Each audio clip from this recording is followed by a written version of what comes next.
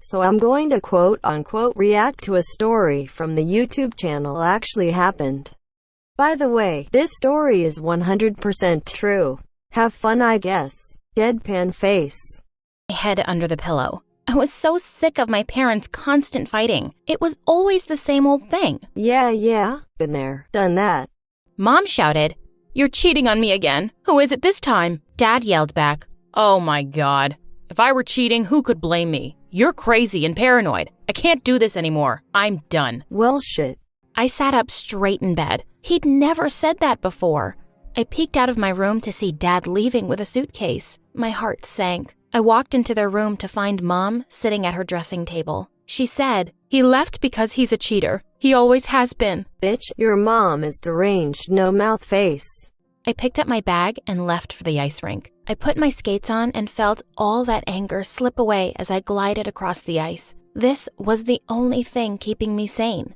The big dream, a gold medal at the Olympics. A few hours later, Girl, what the fuck? You look like Elsa. Another couple joined me at the rink. My heart skipped a beat when I saw it was Ethan, and with him was his gorgeous partner. Every time I saw them, I felt a twinge of jealousy. I'd had the biggest crush on him for months. He flashed me a smile, and I almost spun out of control. Get a grip, girl. That made me cringe grimace. By the time I got home, it was late afternoon, and Mom was still asleep. Good. You can easily kill her now. I said, "Mom, don't you go to work today? You're going to get fired again." She said, "Oh, stop bothering me. I was already fired yesterday. A customer was rude to me, so I gave her a piece of my mind." I repeat what I said before. Your mom is deranged, smiley face. Mom and her temper. She couldn't hold a job for more than a week. And now she'd finally driven Dad away too. I kept hoping he'd show up the next day, but he didn't. When he came back a week later, I was shocked. It seems like Mom's suspicions were spot on because he wasn't alone. There was a gorgeous brunette with him. He introduced her as Stephanie, and she seemed so annoyingly perfect. Mom came in just then, through the back door, and stopped dead in her tracks. She looked beyond furious. Dad said, I didn't think you'd be home. Just came for some stuff." Mom shouted, How dare you bring her into this house?" And then she started throwing things from her grocery bag straight at Dad and his girlfriend. Stephanie screamed and ran out to the car. Dad said, "Stop this nonsense right now." But there was no stopping Mom. Not to be rude, but if I were your dad, I'd cheat on your mom too.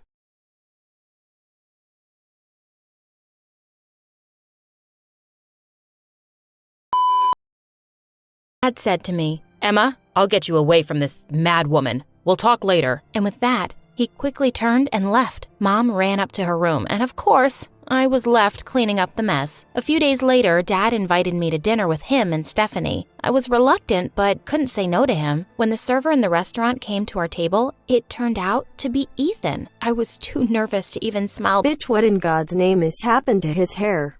back at him.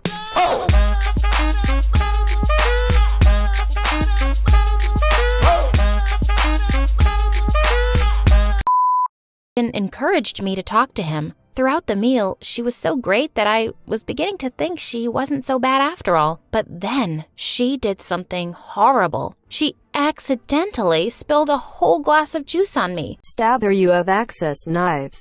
Just then, Ethan returned with our order. He must have thought I was such a loser. You are a loser.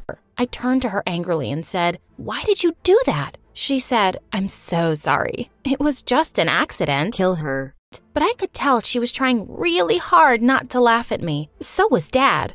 I spotted Ethan in school the next day and tried to hide, but he caught up with me. He said, "Hey, you're Emma, right? Listen, I want to talk to you about something important." Oh yeah? Well, I don't want to talk to you, nasty motherfucker. He asked me if I would like to be his skating partner for the Nationals. I want to hit both of you in the head with a bowling ball on a chain. I was completely speechless. He said, "My partner's backed out, and I've seen Bitch, you are a literal creep. Fuck off. how amazing you are. Say you'll give it a shot?" The first day at the rink together, his coach gave us a simple number to dance to, and boy, was it instant magic. We were completely in sync, and my heart was pounding with excitement. No comment. Ethan said, Oh my god. I am getting bored. I could be watching anime right now, but anyways.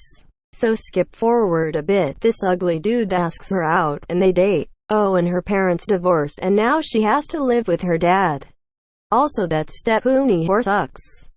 Mom and I were devastated. She wasn't perfect, but I really didn't want to go live with stupid, selfish Stephanie. She came to the lounge carrying a bunch of Dad's white shirts. They were all pink. She said, Emma, I only asked you to do the laundry, and look what you've done. There was a red sock in the machine with all the whites.